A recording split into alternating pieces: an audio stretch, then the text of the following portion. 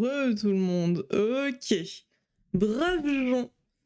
J'avais très envie qu'on se fasse un petit moment discussion, un petit moment débat sur justement alors les Game Awards dont on avait quand même pas mal parlé à un moment où j'avais pas pu voter avec vous en stream, mais heureusement on peut revoir du coup où est-ce qu'on a placé nos votes, donc comme ça on va pouvoir en discuter tranquillou ensemble, voir un petit peu tous les nommés, etc. Parce que là, ça y est, les Game Awards, c'est le 12 décembre, donc du coup, c'est la nuit de vendredi à samedi pour nous. Nous, c'est genre sur les coups de 1h du mat, un truc comme ça, c'est au moins de 1h à 5h, ça dure très longtemps, c'est assez long comme catégorie. Mais normalement, ils remettent les replays assez rapidement sur YouTube, donc peut-être que justement, le lundi d'après, on pourra se faire un petit moment react à la cérémonie en elle-même, voir un petit peu toutes les les présentations qu'ils vont faire, parce que souvent c'est quand même assez sympa. Déjà, c'est l'occasion pour les développeurs de faire des grosses annonces, et donc là, tout le monde est en train de se demander quelles seront les grosses annonces des Game Awards, parce que c'est vraiment une vitrine publicitaire pour eux, hein, aussi pour les développeurs. Donc des fois, il y a soit le retour de grosses licences avec des suites. Moi j'espère Kingdom Hearts, mais je suis délulu as fuck, d'accord. Je sais pas quelles pourraient être vos attentes pour vous, mais moi je sais que j'ai des attentes qui sont complètement délulues, donc voilà, c'est à base de Kingdom Hearts, de The Wolf Among Us 2, enfin bref. L'espoir fait vivre, hein, vous savez. Soit des projets dont on n'a absolument pas entendu parler jusque-là. Donc déjà, il y a cette partie-là qui est assez intéressante pour les Game Awards, mais il y a aussi des choses un petit peu sympas quand ils annoncent les gagnants des catégories, notamment celle du GOTY, forcément, hein, le Game of the Year. Il y a toujours un petit arrangement orchestral. Moi, je suis très friande de ce truc-là. Limite, c'est l'un des trucs que j'attends le plus dans la cérémonie, c'est justement l'arrangement orchestral avec le thème des 5 ou 6 nommés du coup pour les candidats au Game of the Year. J'adore ça. Hein. Depuis le temps qu'ils en parlent de The Wolf Among Us 2. Bah ouais, mais d'un autre côté, entre-temps, il y a eu la liquidation du studio et tout, et c'est... Maintenant, le projet, il est quand même assez mort. Je pense que ce serait une grosse surprise qu'ils nous disent qu'ils reprennent le projet. Moi, j'ai extrêmement envie d'avoir une suite à ce jeu, donc je ne désespère pas. Et je sais que je suis pas la seule, c'est vraiment, il y a une communauté qui est derrière et qui veut absolument The Wolf Among Us 2. Mais ouais, malheureusement, il y a eu liquidation du studio et tout. Les développeurs ont dû aller trouver du boulot ailleurs, en espérant qu'ils en aient retrouvé quand même.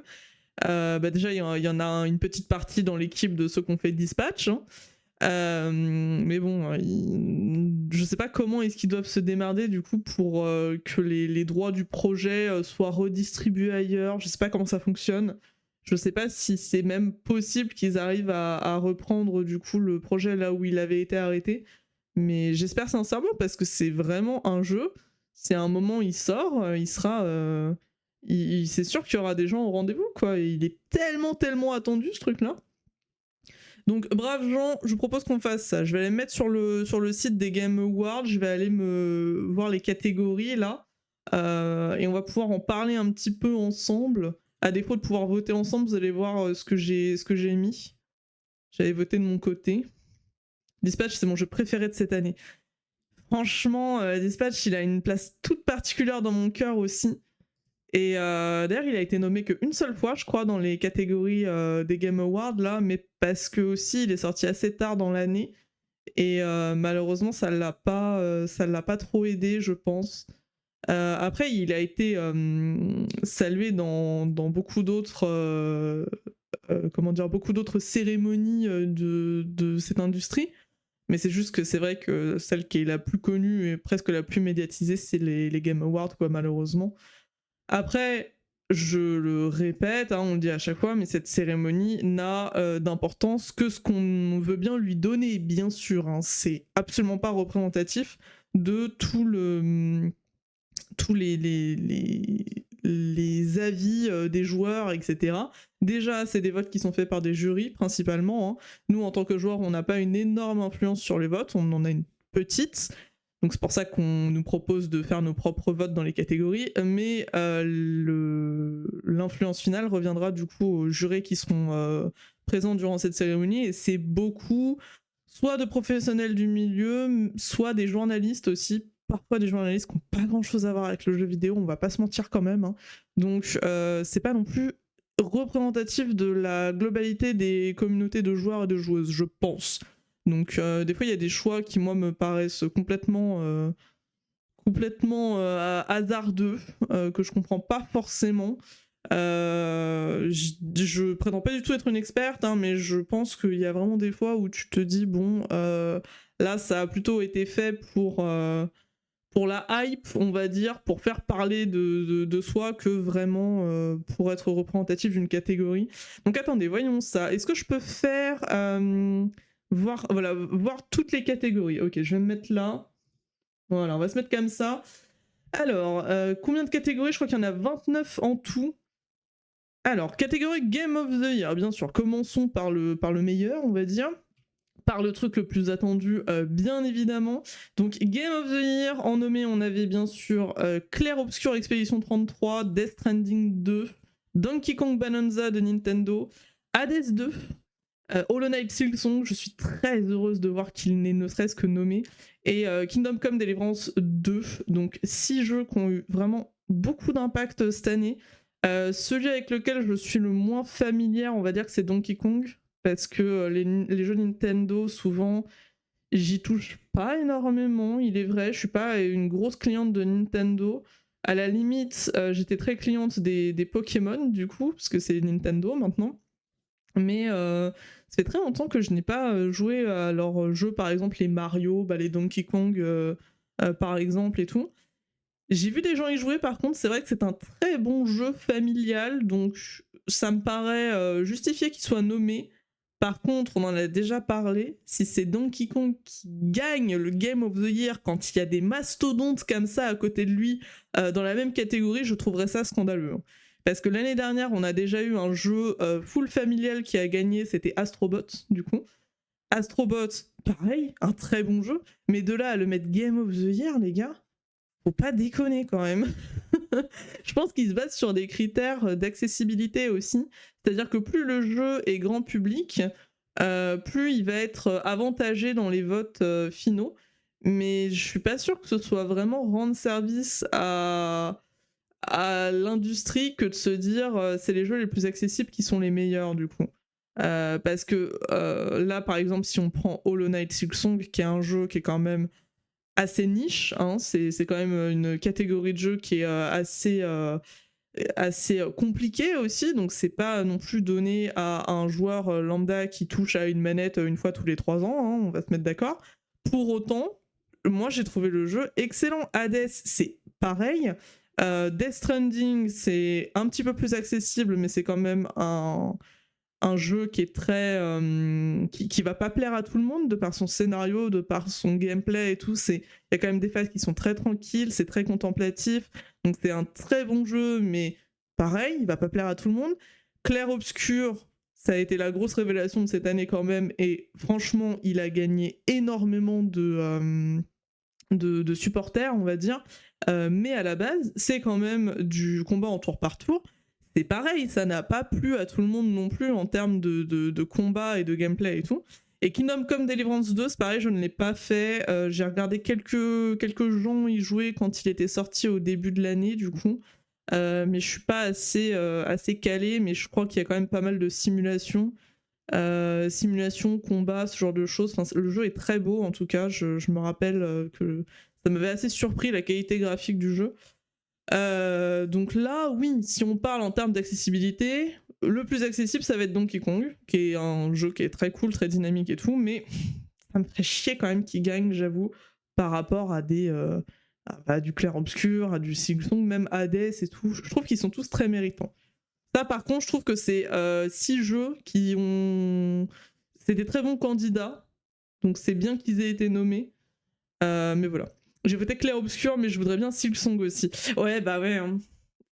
Alors, vous le voyez, moi j'ai voté Clair Obscur, du coup, il n'y a pas de suspense. Hein. Vous le voyez directement où est-ce que j'ai voté. Je vous jure que ça a été extrêmement dur.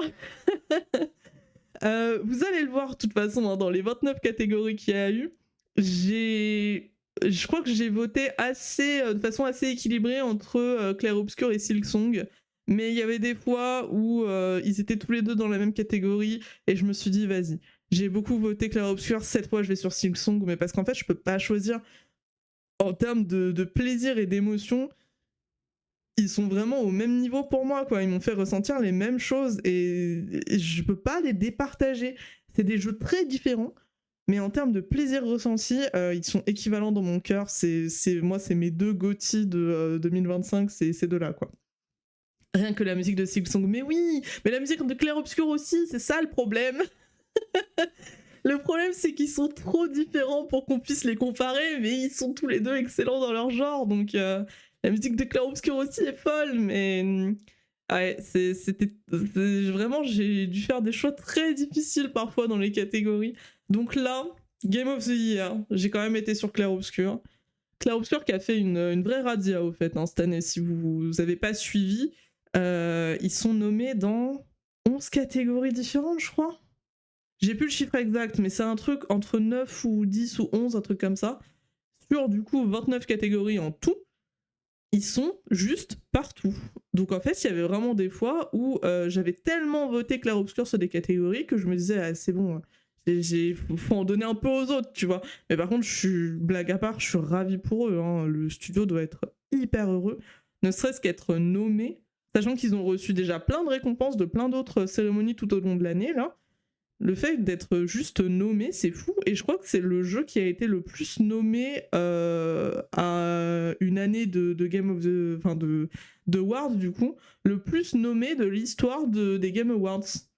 Il me semble qu'il y a eu un truc comme ça où c'est une première pour qu'un jeu soit autant cité dans les catégories. Et franchement, c'est des GOAT. Hein. Après, il mérite. Hein. J'ai adoré Clair Obscur. Hein. Je suis très heureuse qu'ils aient autant de reconnaissance comme ça. J'ai vu un article de Team Cherry, donc du coup c'est ceux qui font Hollow Knight Silksong, de Team Cherry qui disait que Clair Obscur allait gagner. Ah, en plus j'aime bien parce qu'ils sont très fair-play. Et je crois que c'est les devs de Clair Obscur qui ont dit d'aller jouer à Dispatch. Ils ont dit d'aller jouer à Dispatch parce que Dispatch était un très bon jeu. J'aime bien quand ils font des petits shout-outs comme ça entre les teams de devs, c'est très très cool. C'est très fair-play. Mais je vous avoue que moi, je pressens très très fort Clair Obscur aussi. Hein. J'espère sincèrement ne pas me tromper parce que j'ai voté pour eux. Forcément, c'est justifié. Hein. Je trouve qu'ils méritent de ouf de gagner le Game of the Year de cette année. Ils ont tellement été encensés. Les gens sont tellement derrière eux et je suis pas sûre que ce soit une minorité bruyante. Hein. Parce que des fois, on dit ouais, mais le jeu est extrêmement aimé sur les réseaux sociaux, mais en fait, il n'y a pas tant de gens qui ont aimé, c'est juste que la commu est bruyante. Je crois que c'est pas le cas, hein. Je crois qu'il y a une grosse commu et qu'elle fait beaucoup de bruit parce qu'ils sont nombreux. Hein. Mais bon, après, honnêtement, là, c'était une année où je trouve que le choix était très dur parce qu'ils sont tous méritants, mais chacun dans leur zone, quoi. Il y en a pas un qui est comparable à l'autre. C'est tous des jeux très différents et ils sont tous très bons dans leur genre. Kingdom Come Deliverance 2, ça a été la révélation pour certains cette année et je suis sûre que c'est un excellent jeu dans son genre. J'avoue que j'y ai pas touché. Silksong, incroyable. En plus, il était extrêmement attendu, donc il y a ça aussi qui a beaucoup joué pour Silksong. C'est quand même le jeu qui a fait le lancement le plus vénère. Hein. Vous vous rappelez qu'il avait fait cracher toutes les plateformes de store, en fait, que ce soit Steam, PlayStation Store, Xbox et tout. Il avait tout fait planter. C'est que les gens l'attendaient énormément. Hades 2, c'est quand même la suite d'un jeu qui avait été extrêmement populaire à sa sortie et qui est une référence dans le genre maintenant, donc dans les roguelikes. Pour être honnête avec vous, je l'ai acheté Hades il y a un petit moment de ça maintenant et je me le garde un peu sous le coude. Peut-être qu'on le testera en stream. Je l'ai pas du tout lancé pour l'instant, mais ça me donne beaucoup envie. Et donc là, Hades 2, du coup, pareil, qui était très attendu aussi. Donkey Kong Bonanza, bon bah c'est du Nintendo, made in Nintendo, mais il faut quand même reconnaître que c'est un jeu qui est assez, qui a l'air assez dynamique, assez cool à faire et tout. C'est pareil, j'ai regardé des gens y jouer, je l'ai pas fait moi-même. Death Stranding 2, c'est pareil, jeu très attendu, donc forcément la hype était présente. Enfin, tu peux pas les comparer, quoi. Et Clair Obscur a été ça a tout retourné dans l'industrie du jeu vidéo quand il est sorti aussi. Donc, à Fact, j'ai vu plein de boutiques qui en vendaient en pas longtemps en plus. Mais oui, c'est ça. La commu a été présente dès le début. Mais je crois qu'il y a aussi une petite part de moi qui a voté Clair Obscur parce que c'était un petit peu. Allez, studio français, petite fierté française. Studio Montpellierin, là. Je pense qu'il y a eu une petite part d'ego patriote aussi quelque part, j'en sais rien, tu vois, j'étais en mode franchement ce serait cool. Donc voilà, moi j'ai voté Clair Obscur Expédition 33, on verra ce que c'est, j'adorerais que ce soit eux, franchement ils le méritent. Mais les autres, ne serait-ce qu'être nommés, déjà ça va leur faire une très belle pub. Donc c'est très bien, je suis assez contente là de ce qu'ils ont fait pour le choix des nommés. Si je fais next, est-ce que ça va directement dans l'ordre ? J'ai l'impression que oui. Alors, meilleure direction de jeu, on avait Expédition 33, Death Stranding, Ghost of Yotei aussi, que j'ai fait. Hades 2 et Split Fiction. Split Fiction, j'ai pas eu l'occasion de le faire, mais il m'avait beaucoup hypé quand il avait été annoncé, justement. Il me semble qu'il avait été annoncé au Game of the Year précédent, non Split Fiction. En tout cas, il était sorti en début de cette année. Pareil, voté sur Expédition 33. Parce que j'ai pas fait Death Stranding, c'est pas tellement mon truc Death Stranding, j'avoue, c'est pas mon type de jeu, peut-être que j'y viendrai un jour, mais c'est pas tellement mon truc, donc je l'ai pas fait. Speed Fiction pas fait non plus, et puis je trouve que c'est... J'ai regardé beaucoup de gens y jouer, je trouve que c'est un jeu ok, mais encore une fois, comparé à des Clair Obscur et Ghost of Yotei, bon. Hades 2 pas fait. Et Ghost of Yotei, par contre, je l'ai fait, je l'ai platiné même, donc je l'ai vraiment, je l'ai vraiment saigné. C'était pareil, c'était une suite. En fait, on a beaucoup de suites cette année. Hein. C'était une suite d'une licence qui était extrêmement attendue. C'est la suite de Ghost of Tsushima. Même si ça suit pas l'histoire principale, on a d'autres personnages, un autre environnement et tout. C'était un bon jeu. Moi, j'ai passé un très bon moment sur Ghost of Yotei. Mais je trouve que vers la fin, j'ai commencé un petit peu à m'ennuyer quand même. Malgré mon attachement au personnage, je trouve qu'il y avait beaucoup de backtracking. C'était déjà le cas dans Tsushima, mais là, peut-être parce que je l'ai fait rapidement, je sais pas, mais j'ai un peu eu une overdose d'exploration à un moment. Moins de surprises peut-être. Ouais, il y avait sûrement de ça aussi, effectivement, parce que c'était un système qu'on connaissait. C'est un très bon jeu à part, mais je pense qu'il faut vraiment prendre son temps pour le savourer. Moi, je l'ai fait très rapidement et sur la fin, je me suis un peu ennuyée parce que le scénario m'a beaucoup moins surpris que le premier, on va dire.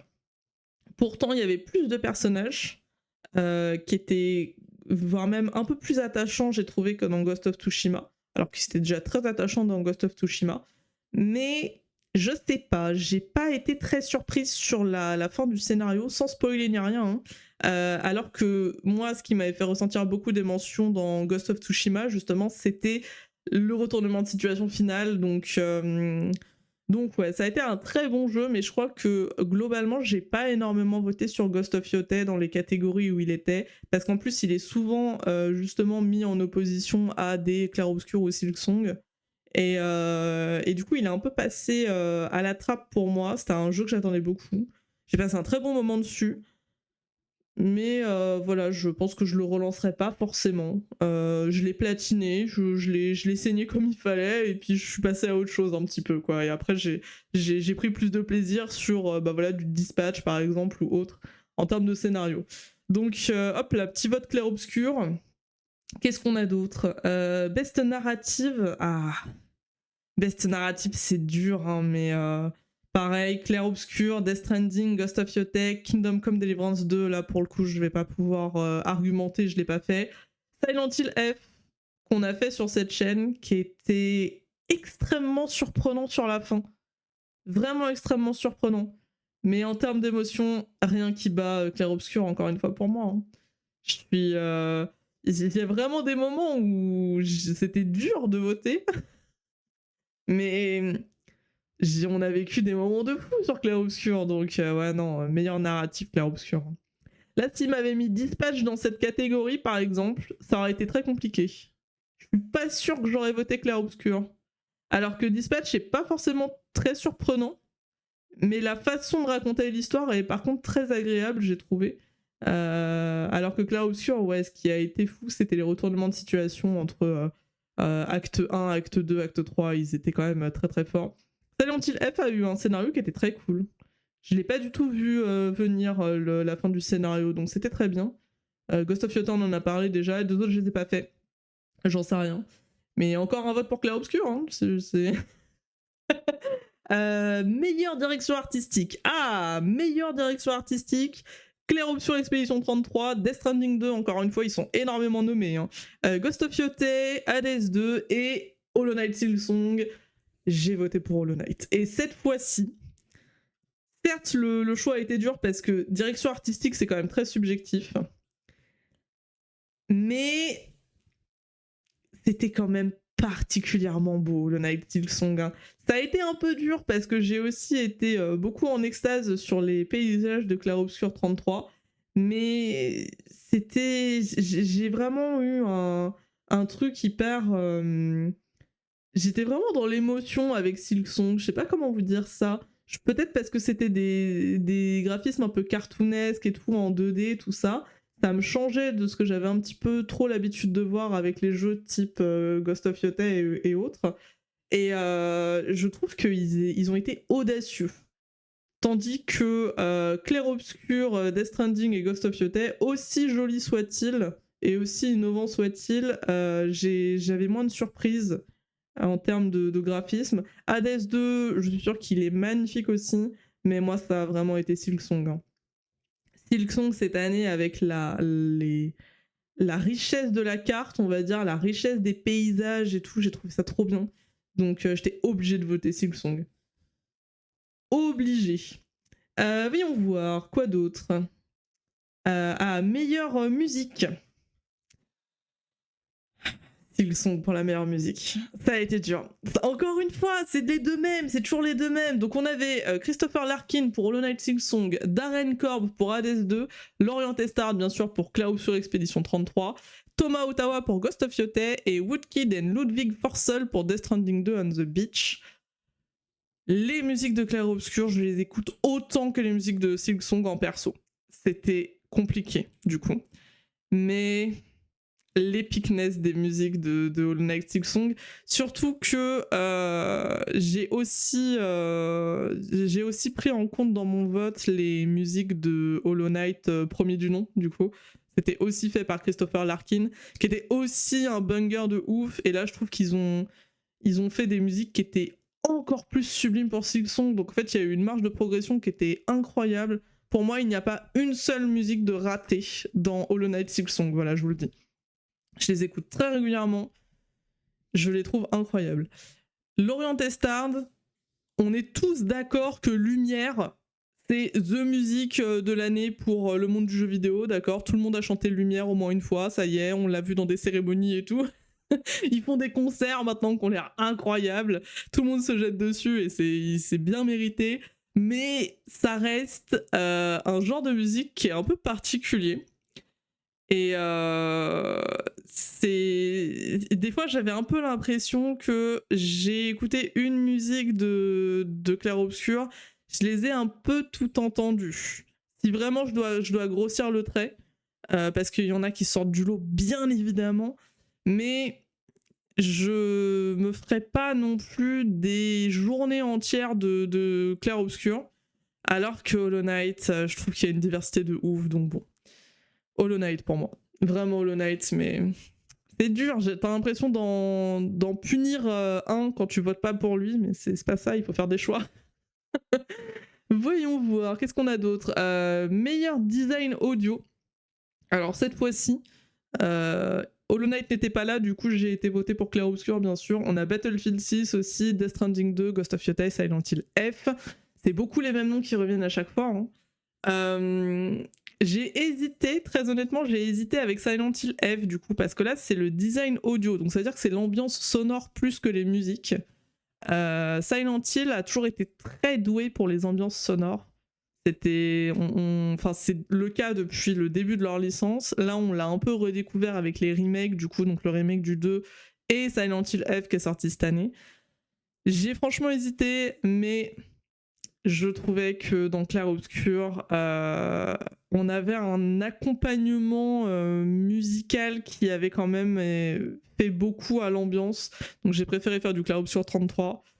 Vous allez voir, hein, j'ai vraiment beaucoup voté pour eux, mais ça a été trop mon coup de cœur de l'année. Hein. Ah, meilleure performance, très bien. Alors, performance du coup de voice acting dans les jeux. Nous avons Ben Starr dans Clair Obscur Expédition 33, donc je crois qu'il fait Verso du coup. Charlie Cox dans Clair Obscur Expédition 33, c'est Gustave. Erika Ichi dans Cost of Yotei, je suppose que ça doit être du coup le personnage de Hatsu, donc la personnage principale. Jennifer English dans Clair Obscur Expédition 33, je crois que c'est Maël. Tout ça, c'est les versions anglaises. Hein. Si vous avez joué au jeu en français, ça va pas être eux, mais c'est les doublages anglais. Konatsu Kato dans Silent Hill F, je suppose que c'est pareil, personnage principal. Comment elle s'appelait? Hanako, c'est ça, donc personnage de Hanako. Et Troy Baker dans Indiana Jones and the Great Circle, qui devait faire Indiana Jones. J'ai voté pour Ben Starr sans hésitation. Pourquoi? Parce que c'est aussi la voix de Clive dans Final Fantasy XVI, voilà. Et j'ai un attachement avec ce doubleur anglais, alors que pourtant, tous les jeux qu'il a fait, je les ai tous faits en français. Donc j'en ai finalement pas tant entendu sa voix que ça. Mais je le vois beaucoup sur mes réseaux, en fait, ce mec. Et bref, j'ai un attachement pour ce gars. Il a fait que des personnages que j'aime beaucoup. Je trouve que c'est un mec qui double très très bien des quelques extraits du coup que j'en ai vus en anglais. Donc là, il y a vraiment eu l'argument Verso de Clair Obscur plus Clive de FF16, donc j'étais obligée. J'ai voté pour Charlie Cox, j'adore cet acteur de toute façon. Oui, je pense que Charlie Cox a eu aussi beaucoup de votes pour notamment sa performance d'acteur hors jeu vidéo aussi. Et en vrai, il a raison, il mérite, mais non, moi j'ai vu Ben Starr, j'étais obligée. Pour Clive, j'étais obligée de le faire. Donc on verra bien. Je sais que Jennifer English a eu aussi beaucoup de prix, il me semble. Hein. Il me semble qu'elle avait déjà gagné des trucs là cette année pour sa performance de Maël. Nous en français, c'est Adeline Chetaille du coup qui l'a fait, la voix de Zelda ou de Ellie dans The Last of Us. Bon, si vous jouez pas à vos jeux en anglais, du coup, peut-être que effectivement vous ne connaissez personne. Et moi, j'avoue que là, la plupart des gens qui sont présents ici, ils ont joué, ils ont performé dans des jeux que j'ai fait en français. Donc bon, l'attachement du personnage a joué aussi. Donc Ben Starr pour moi, bien sûr. Jeu d'innovation et d'accessibilité. Nous avons... Oh tiens, Assassin's Creed Shadows qui apparaît pour la première fois. Donc Assassin's Creed Shadows de Ubisoft. Atomfall, je ne sais absolument pas ce que c'est. Je vous avoue que je connais pas du tout. Doom The Dark Ages, je ne joue absolument pas au Doom. On a le eSports FC26, pareil, ça ne m'intéresse pas du tout. Et on a South of Midnight. Donc en gros, là, dans cette sélection, j'ai fait que 2 jeux, qu'on a fait entièrement sur la chaîne d'ailleurs.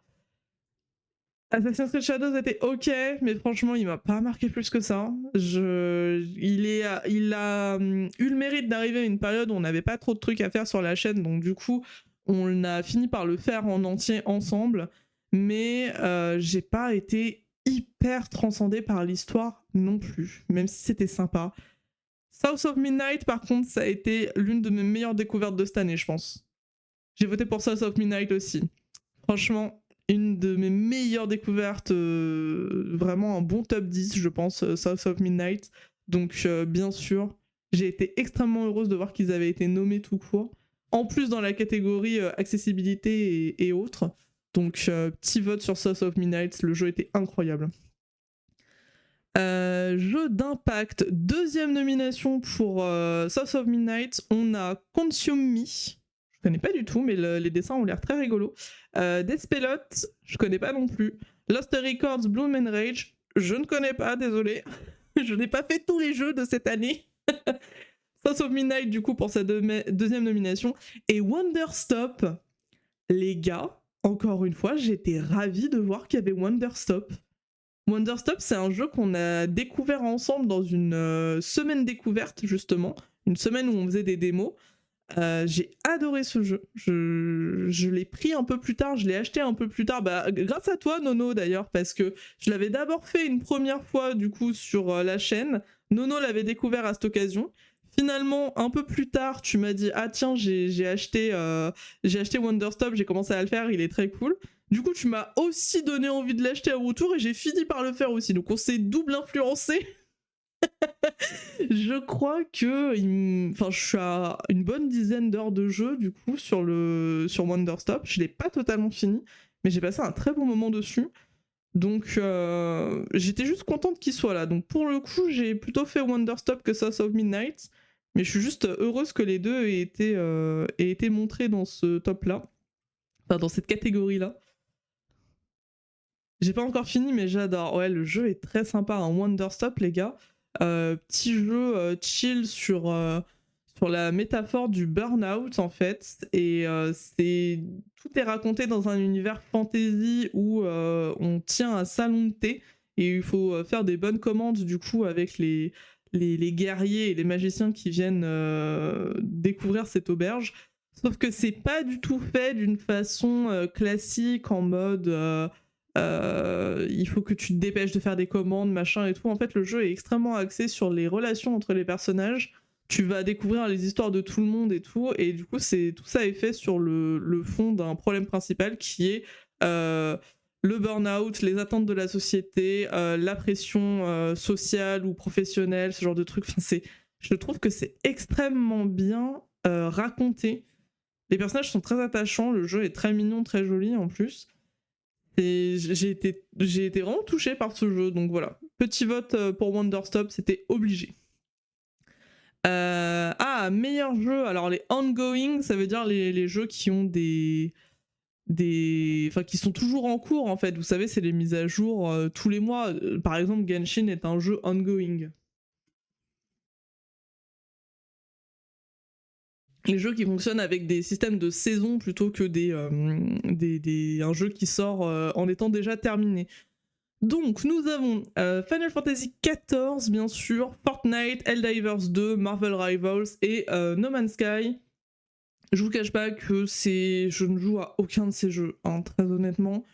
Je les connais bien sûr, mais ouais si, Marvel Rivals j'y ai même pas touché ne serait-ce qu'une seule fois. Ça n'a pas été un choix qui a été particulièrement justifié celui-ci. C'est juste que je sais que Final Fantasy XIV est un peu une référence du coup dans son domaine. Donc voilà, j'ai voté FF sans même connaître le 14. Voilà, c'est ça. Donc j'ai fait un peu pareil parce que j'aime beaucoup l'univers de Final Fantasy. Le 14, je sais qu'il y a une grosse commu qui apparemment a l'air d'être très satisfaite de son jeu. Je sais pas, hein, je peux me tromper, mais j'en ai toujours vu des jolis, des bons échos. Donc voilà, petit vote pour Final Fantasy, let's go. Meilleur support communautaire, donc la communauté qui est le plus active, on va dire, pour son jeu. Il y a Baldur's Gate 3, qui est un jeu terminé pour le coup, et ça m'a surpris de le voir aux côtés du coup de FF14, Fortnite, Helldivers 2 et No Man's Sky. J'ai pas fait Baldur's Gate 3. Peut-être qu'un jour je m'y mettrai, honnêtement. Mais du coup, c'est pareil. Exactement comme la catégorie précédente, j'ai préféré aller sur FF14 et puis let's go, parce que j'en connaissais aucun finalement. Meilleur jeu indépendant. Meilleur jeu indépendant. Il y a du beau monde, encore une fois. On a Absolum des studios Guard Crutch, Ball X Spites. Les deux, je ne les connais pas du tout. On a Blueprints, bien sûr. On a Clair Obscur Expédition 33, Hades 2 et Hollow Knight Silksong. Honnêtement, j'ai pas fait Blueprints, mais je sais que c'est un jeu qui a fait beaucoup de bruit quand il est sorti. Ça m'étonnerait pas que beaucoup d'entre vous aient voté Blueprints, justement, et je pense que c'est mérité.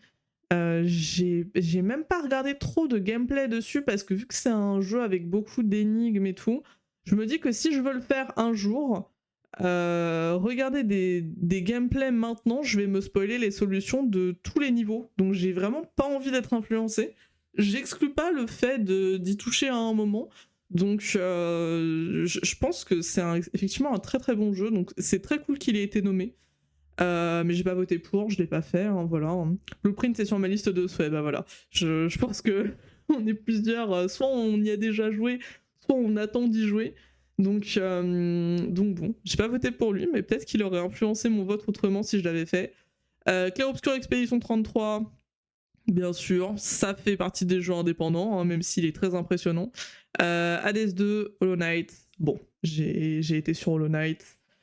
J'ai essayé d'être un petit peu équitable sur mes votes entre Clair Obscur et Hollow Knight quand ils étaient tous les deux dans la même catégorie. Mais gros coup de cœur de cette année pour moi, Hollow Knight. Hein. J'ai même découvert Hollow Knight cette année, hein. J'ai fait le premier, ensuite j'ai directement enchaîné sur Silksong. Ah, meilleur jeu débutant, donc meilleur jeu... Enfin, meilleur début de jeu indépendant, voilà. Encore une fois, Blueprint, c'est très cool qu'il y soit 2 fois. Clair Obscur, encore une fois. Despelot et... Dispatch. Je crois que c'est la seule catégorie où il est.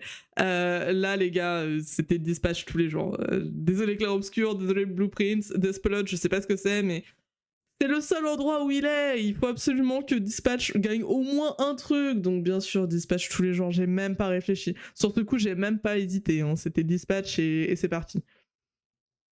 Meilleur jeu mobile. Oh, les gars, oh, cette catégorie, je me rappelle avoir râlé quand je l'ai faite. Meilleur jeu mobile, on a Destiny Rising, Persona 5, The Phantom X, Sonic Rumble, Uma Musume Pretty Derby et Wuthering Waves. J'ai beaucoup râlé parce qu'il n'y avait pas Oyoverse. Et Oyoverse est là chaque année, donc en vrai, je devrais pas râler. Mais c'est les seuls jeux mobiles auxquels je joue encore. Si je joue à Love and Space aussi, voilà, me jugez pas. Qui en vrai aurait peut-être mérité d'être ici. Mais il n'y a pas de Oyoverse alors qu'ils ont sorti plein de jeux là ces dernières années, notamment bon après il y a les mises à jour habituelles de Genshin, Honkai, Zenless Zone Zero, mais là ils ont annoncé plein de nouveaux projets qui vont commencer à sortir début d'année prochaine je crois, donc ils sont encore de ouf dans le game et ils sont pas là, bon. Ok, après ça laisse la place à d'autres jeux peut-être un petit peu moins mis en avant d'habitude, c'est peut-être pas plus mal, mais moi ça m'a pas arrangé pour mes votes du coup. J'ai voté Wuthering Waves, le seul que je connaisse. Nono, j'ai fait exactement pareil, parce que je ne joue absolument pas aux 4 autres, même si je sais que Persona 5 apparemment est un jeu qui est très cool. Uma Musume, ça a fait énormément de bruit quand c'est sorti, mais c'est pas du tout mon type de jeu.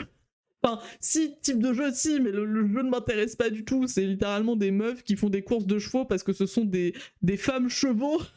J'avoue que c'est pas mon truc. Laissez-moi avec Love and Space, d'accord, c'est cringe, mais c'est cringe autrement. Les autres, bon, je connais pas, Sonic Rumble, j'y joue pas. Le seul que je connaissais, c'était Wuthering Waves, mais honnêtement, ça m'a un peu cassé les couilles de devoir voter pour celui que je connaissais, du coup, par dépit. Parce que Wuthering Waves, si vous étiez là ces dernières semaines sur les moments de discussion pendant les streams, là, j'ai désinstallé. Voilà, ça fait 2 semaines que je suis sobre officiellement de Wuthering Waves. Je l'ai désinstallé il y a 2 semaines. Que ce soit sur mon PC, sur ma console et autres. Le jeu m'a turbo saoulé. Voilà, je le dis. Je suis pas très fan non plus de la relation qu'ils ont avec leur commu. Je trouve qu'ils sont pas extrêmement généreux. Ça m'a gavé, j'ai arrêté et je m'en porte vraiment beaucoup mieux depuis que j'ai arrêté Wuthering Waves. Peut-être qu'un jour j'y retournerai, j'en sais rien, mais pour l'instant le jeu m'a saoulé. Donc ça m'a un peu fait chier de devoir voter pour un truc que je connaissais parce que j'avais pas envie de voter pour des jeux que je connais absolument pas. Donc pareil, j'ai été sur Wuthering Waves, mais ça m'aurait arrangé de faire un petit Genshin ou autre. Tant pis, c'est comme ça. Donc Wuthering Waves pour celui-ci, mais sans grande conviction, j'avoue. Et vu que je peux pas passer une catégorie sans voter, bon bah voilà. Meilleur jeu VR, là pour le coup, c'est pas du tout mon domaine. J'ai jamais fait de jeu VR.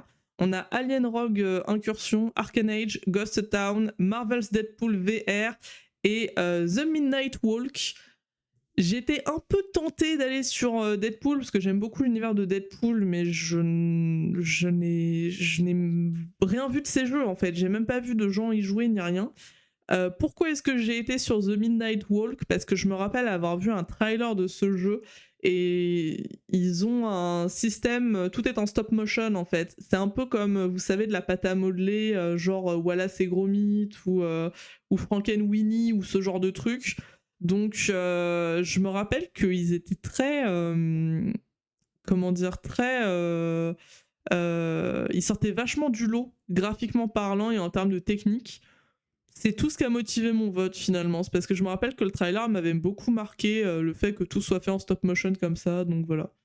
Là, j'ai rien voté. Oh ouais, je comprends. Hein, moi, je me suis dit que je voulais pas laisser de catégorie non votée, même si je connaissais pas trop, donc j'ai mis un vote. Mais je connais pas énormément. Donc mon vote pour Midnight Walk uniquement parce qu'il est original, je trouve, par rapport aux autres. Alors, meilleur jeu d'action. Battlefield 6, Doom the Dark Age, Hades 2, Ninja Gaiden et Shinobi Art of Vengeance. J'en ai fait aucun. Et là, c'est les catégories où j'étais un peu plus à la dèche hein, pour voter. Hein. J'en ai fait aucun. Hades m'attire. Je l'ai pas encore fait, mais j'ai déjà acheté le premier quand il était en promo. Peut-être qu'à un moment on s'y mettra. Donc du coup, vu que c'est le jeu avec lequel j'ai quand même le plus d'affinité des 5, j'ai été sur Hades 2. J'ai vu quelques phases de gameplay du 2, il avait l'air très bien, donc voilà. Petit Hades 2 pour le meilleur jeu d'action. Les autres, malheureusement, je les connais pas. Battlefield, c'est pas du tout mon truc. Donc voilà. Meilleur jeu d'action-aventure. Death Stranding 2, Ghost of Yotei, Hollow Knight Silksong, Indiana Jones and the Great Circle et Split Fiction. Bon.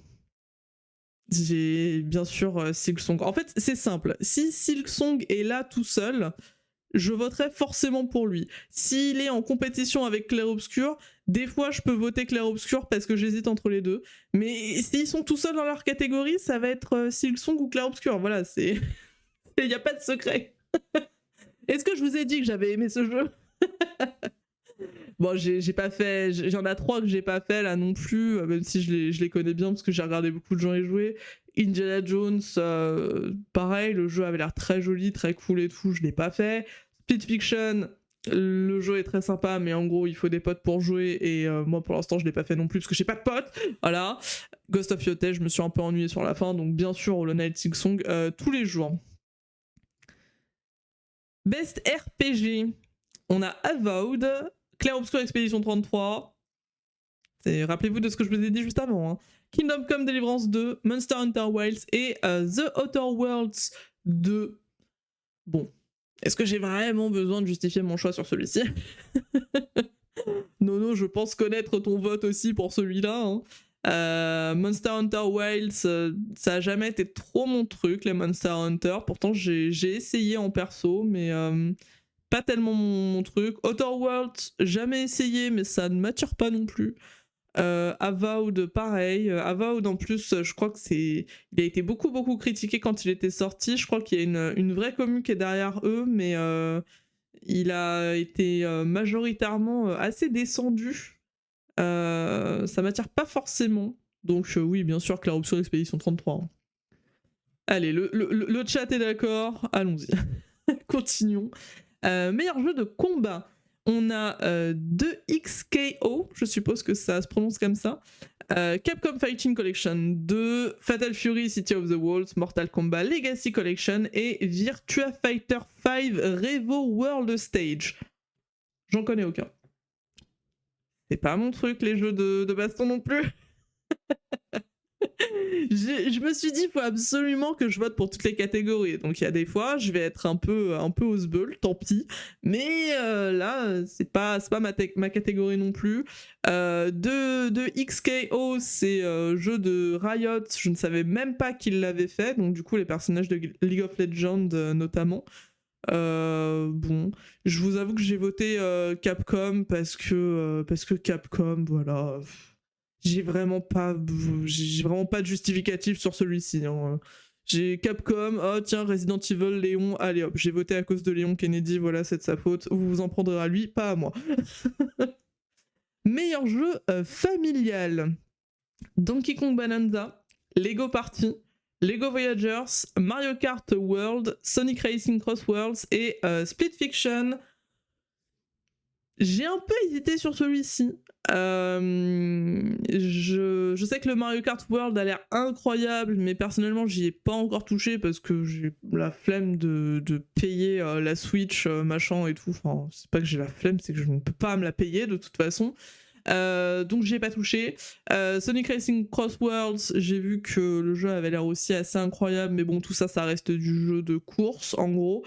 Et pour moi, c'est pas tellement the jeu familial, tu vois, un jeu de course. Tout le monde aime bien se faire une petite game sur Mario Kart, on est d'accord. Mais moi, c'est pas là où j'ai le plus de sensations, j'avoue. Moi, ça me tient 1 heure, les jeux de course en famille, et puis après, ça me lasse assez rapidement, donc pas non plus énormément mon truc. J'aime bien les jeux un peu plus Mario Party, justement. Donc là, on avait Lego Party dans cette catégorie-là.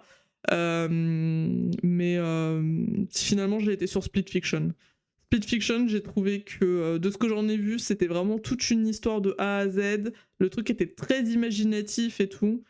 T'es obligé de faire ça en coop, donc ça rentre forcément dans la catégorie jeu familial parce que t'es obligé d'y jouer au moins à 2. Donc ouais, Split Fiction. Peut-être qu'un jour j'y toucherai. Mais en tout cas, sur le papier, il me plaît beaucoup. Donc voilà, mon vote a été chez Split Fiction, j'avoue. J'ai pas donné de vote à Nintendo ni rien cette année. Meilleur jeu de stratégie, on avait Final Fantasy Tactics qui est sorti il y a pas si longtemps, me semble-t-il. Hein. Jurassic World Evolution 3, pardon. Side Meier, Civilization 7, Tempest Rising, The Alters et Two Point Museum. Je n'ai pas fait les Final Fantasy Tactics, ça ne m'attire pas. Jurassic World Evolution 3, j'ai énormément regardé mon papa jouer au Jurassic World Evolution. Voilà, c'est le jeu de mon papa, ça. Pas trop mon truc non plus. En fait, c'est le genre de jeu où je vais accrocher, je vais me mettre un tunnel pendant genre, 5 heures, 10 heures, peut-être 15 heures, grand max. Et après, je ne vais plus jamais y retoucher de ma vie. Donc voilà, gestion de parc, d'attractions, mais version dinosaure, bien sûr. Sur le papier, c'est très sympa. Moi, ça me tient pas énormément Enfin, la manette me tient pas énormément dans les mains. Civilization 7, un peu le même principe. J'ai même jamais fait de Civilization. Et les autres, j'avoue que je ne connais pas. Tempest Rising et Two Point Museum. Par contre, The Alters, c'est un jeu qui m'avait vachement tapé dans l'œil à sa sortie, donc c'était en juin de cette année. J'avais loupé la démo malheureusement, mais sinon j'avais prévu de faire la démo pendant une semaine découverte avec vous. Je crois que d'ailleurs c'est ce jeu-là qui a motivé mon envie de commencer à faire des semaines découvertes de démo. C'est pour vous dire. Il m'avait vraiment, vraiment beaucoup plu. Finalement, j'ai raté la démo, je l'ai pas fait, donc je n'ai jamais touché au jeu. Ensuite, il est sorti officiellement et je l'ai pas acheté encore.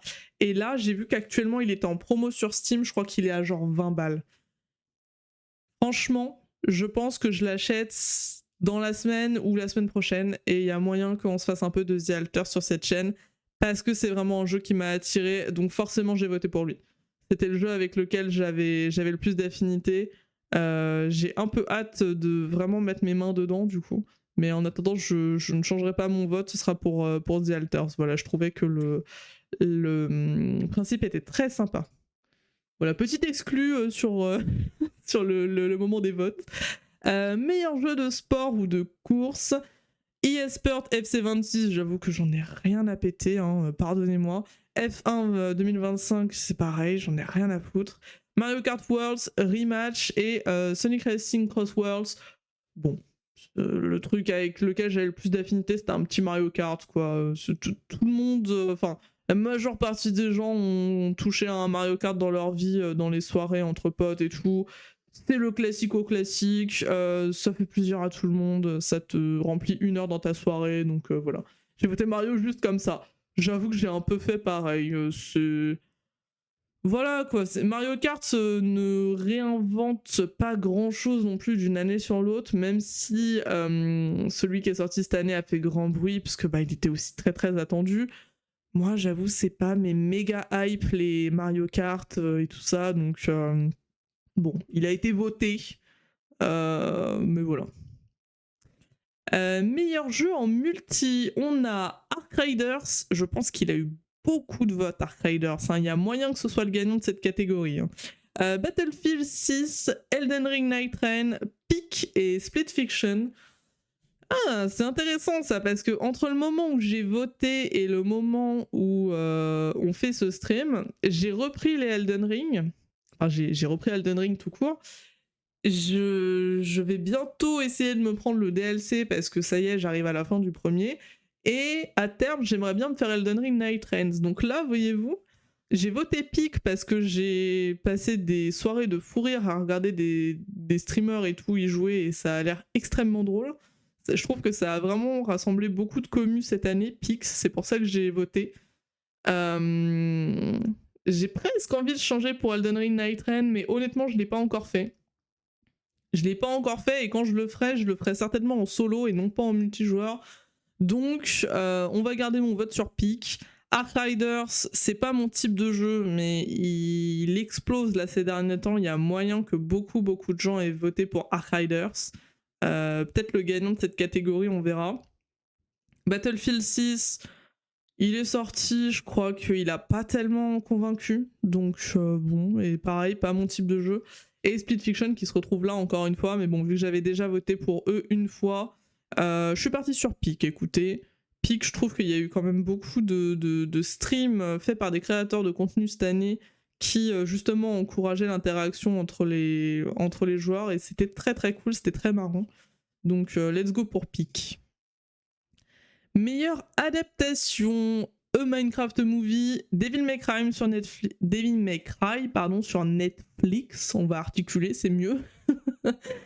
Splinter Cell, Death Watch, The Last of Us saison 2 et Until Dawn. Je ne savais même pas qu'il y avait eu une adaptation Until Dawn, je l'ai appris avec ce top là.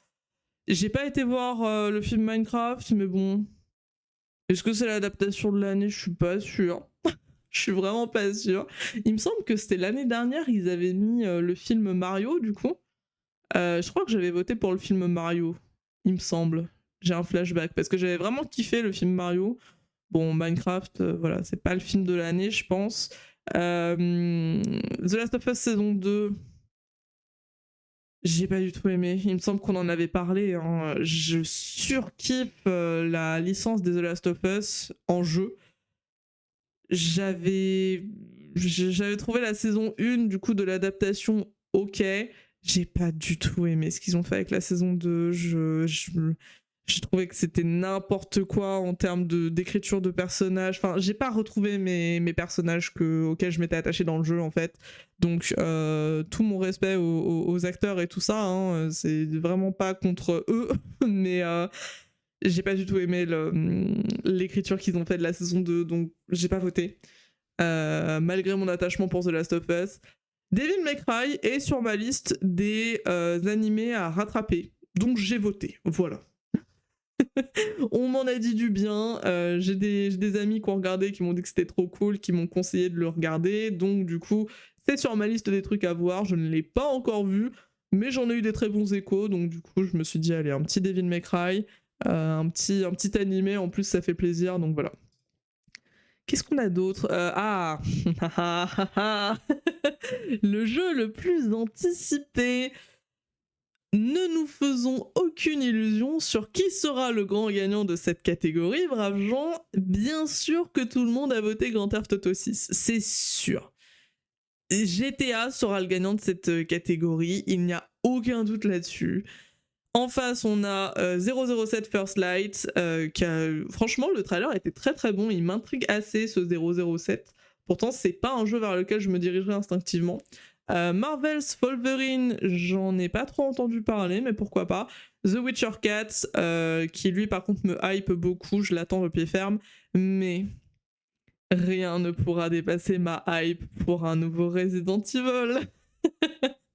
J'ai voté comme toi. Bah oui, je sais, bien sûr, j'ai le chat que je mérite.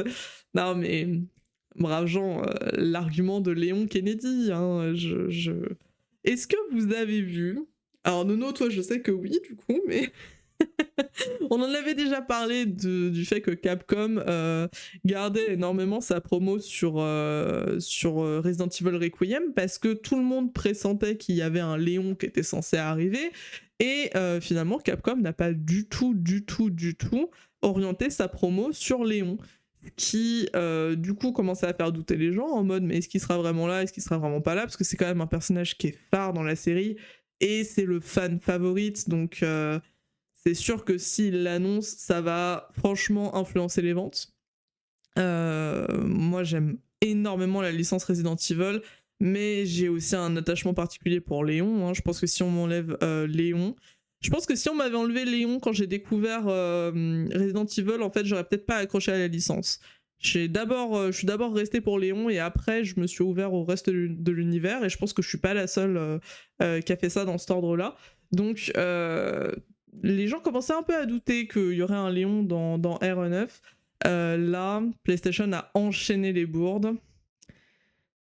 Ça a été confirmé qu'il y aura un Léon. Voilà. Et mon guess, c'est qu'ils attendaient la cérémonie des Game Awards pour annoncer Léon dans RE9. Donc je pense que là, vendredi, il va y avoir une annonce, ils vont dire au fait, on vous l'a pas dit, mais Léon est disponible, les précommandes sont disponibles dès maintenant et du coup ils vont faire leur coup de com à ce moment-là pour que les gens se jettent sur la précommande.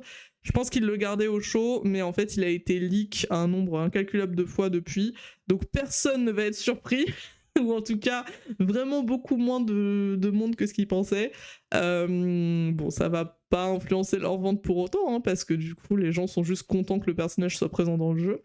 Moi aussi ça m'a rassuré, très honnêtement, j'attendais d'avoir une vraie confirmation que Léon serait dans celui-ci. Donc à voir. Mais ça a été leak, les comptes PlayStation ont fait des bourdes, notamment sur les écrans de précommande. À un moment, sur les images de présentation, on voyait Léon en fond. Sur les bundles de version deluxe, il y avait des skins pour, tiens donc, Léon Kennedy. Je me demande bien qui ça peut être. Donc bon, ils ont fait de la merde et moi ça m'arrange parce que comme ça je sais qu'il est là. Je pense que ça a arrangé beaucoup de gens.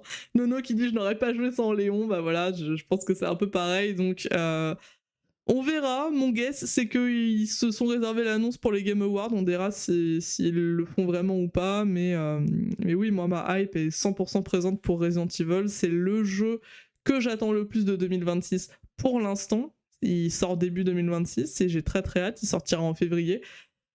On va se jeter dessus et on va le faire et on va kiffer notre vie en fait. Moi, ça fait longtemps que j'attendais un nouveau Resident Evil. Donc là c'est let's go. Donc ouais. GTA, j'ai pas énormément d'attachement à cette licence, donc moi j'avoue que je suis pas en méga attente de GTA 6.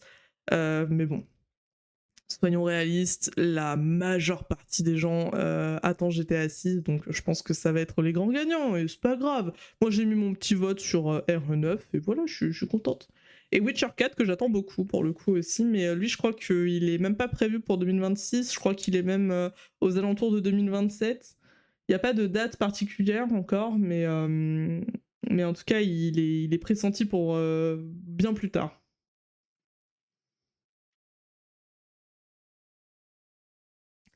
Ok, alors, où est-ce qu'on en est là dans les catégories? Je sais même pas où on en est.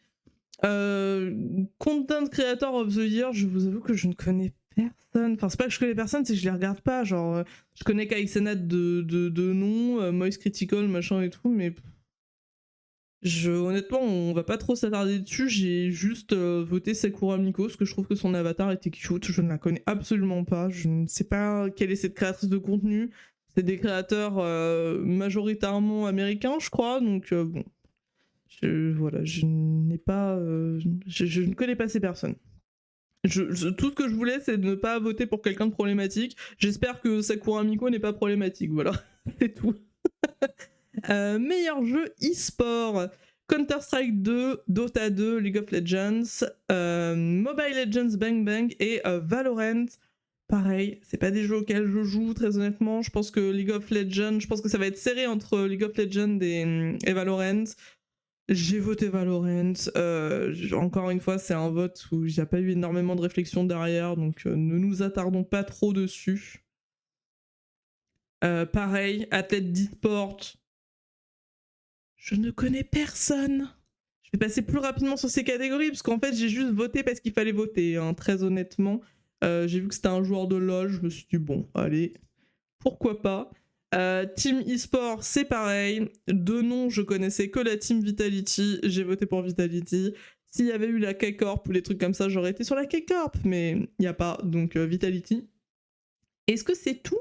Ah, dernière catégorie, qui est du coup une catégorie à part pour celle-ci, c'est la fameuse catégorie des Players Voice. Donc là, c'est la seule catégorie où on influence à 100% le résultat. Il y a eu 3 rounds différents. Là, c'est le 3e round, il est encore ouvert. Donc si vous n'avez pas eu le temps de voter encore, vous pouvez le faire maintenant, au moment où on est sur ce stream là. Je pense que la rediff, ce sera déjà trop tard, mais au moment où on est sur ce stream, les Player Voice, ils commençaient par un premier round avec une sélection de 25 jeux. Je les ai plus tous en tête, très honnêtement. On avait un petit temps pour voter, donc c'est le jeu préféré des joueurs, hein.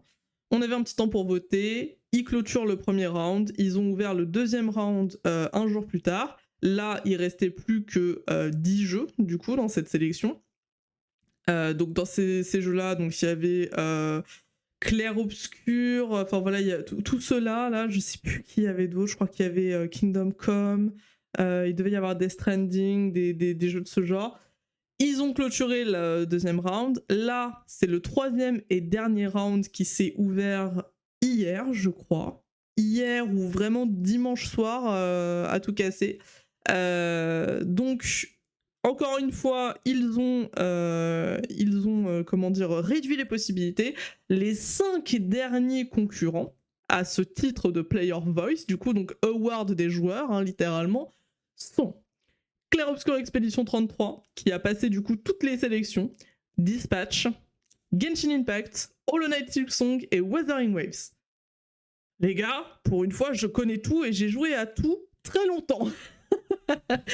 Non, mais j'ai été sur Dispatch. J'étais extrêmement heureuse qu'il arrive jusqu'en dernière catégorie, Dispatch. Vous vous rendez compte? La commu a été là de ouf. Il y avait Genshin. Genshin, j'ai eu un peu envie de voter parce que ça reste mon jeu de cœur et du coup, c'était le seul endroit où il était nommé, hein. Il n'a pas été nommé dans les autres trucs. Wuthering Waves, bon, on en a déjà parlé, hein, mais lui, pour le coup, même si j'ai beaucoup joué, j'avais pas du tout envie de voter pour WoW. Hollow Knight et Clair Obscur qui sont encore là, qui sont mes terreurs nocturnes du coup, mais il y avait Dispatch, j'étais trop heureuse qu'il y ait Dispatch, donc j'ai fait passer Dispatch avant Genshin. Voilà, si c'est pas une preuve d'amour ça. Donc je crois que vous avez encore le temps de voter. Je ne sais plus quand est-ce que les votes se terminent pour cette catégorie-là. Ça se finit aujourd'hui, non? Aujourd'hui, mais du coup à 6h heure américaine. Donc peut-être que vous avez encore le temps, Nono. Je ne sais pas si tu as réussi à voter ou pas. J'ai vu que tu n'avais pas vu cette catégorie. Mais c'est vraiment très bientôt fini. On verra du coup le gagnant parmi ces 5 catégories-là pendant la cérémonie. Mais là, pour le coup, c'est que des jeux que j'ai beaucoup aimés et que je connais. Wuthering Waves, j'ai perdu mon intérêt. Mais j'étais vraiment très heureuse que ce soit cela en finale, même si ça a été un peu dur. Mais Dispatch mérite. En fait, si Dispatch ne gagne pas la seule catégorie dans laquelle il a été nommé, j'espère qu'il gagne au moins le Player Voice. Mais face à du Clair Obscur et du Hollow Knight, et même les catégories gacha du coup de Genshin et WoW, je pense que ça va être dur. Donc ça sera un petit miracle en fait qui gagne et je serais très heureuse pour eux, voilà. C'est bon, t'as réussi à voter, ok, nickel. Donc je pense que, je sais pas combien ça correspond là, 6 PM PST, mais vous avez encore un tout petit peu de temps, peut-être jusqu'à cette nuit, et puis c'est fini. Et du coup, je pense qu'on a fait le tour hein, en termes de catégorie de... Oh là, mon petit Windows. En termes de catégorie de vote pour les Game Awards, on n'a plus qu'à attendre la cérémonie, bravo gens. Mais c'était très sympa de faire un petit débrief de tout ça. Vous avez vu où est-ce que je me suis placée. Voilà, on se fera un react hein, de la cérémonie, ne vous inquiétez pas, on se fera un react quand elle sortira. Je la regarderai pas en direct, c'est certain. Mais je suis bien contente, enfin je suis bien curieuse de savoir qui va voter dans tout ça, qui va gagner pardon dans tout ça. Je suis fatiguée, c'est la fin de journée.